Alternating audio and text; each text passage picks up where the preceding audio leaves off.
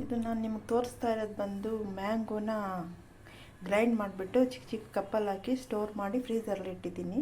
ಇದು ಮ್ಯಾಂಗೋ ಅನ್ಸೀಸನ್ನಲ್ಲಿ ಇದನ್ನು mango juice ಮಾಡಿ ಬಂದವರು ಕೊಟ್ಟರೆ ತುಂಬ ಚೆನ್ನಾಗಿರುತ್ತೆ. ನೋಡಿ ತುಂಬ ಟೇಸ್ಟಿಯಾಗಿರುತ್ತೆ. ನಾನು ಜ್ಯೂಸ್ ಮಾಡಿ ನಿಮಗೆ ತೋರಿಸ್ತೀನಿ. ಇದು ಒಂದು ಟಿಪ್ಸ್ ಅಷ್ಟೇ.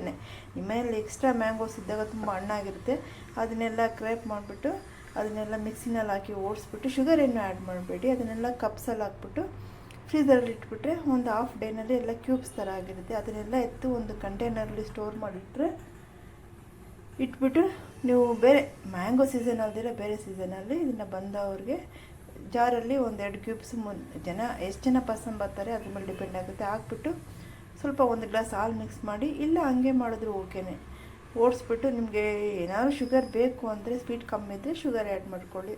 ಚೆನ್ನಾಗಿ ಹೊಡೆದು ಚಿಲ್ಲಂತ ಜ್ಯೂಸ್ ಮಾಡಿಕೊಟ್ಟು ನೋಡಿ, ನಿಮ್ಮ ಬರೋ ಗೆಸ್ಟ್ಗಳು ತುಂಬ ಖುಷಿ ಆಗಿಬಿಡ್ತಾರೆ. ಆಯಿತಾ? ಇದೊಂದು ಟಿಪ್ಸ್ ನೋಡಿ.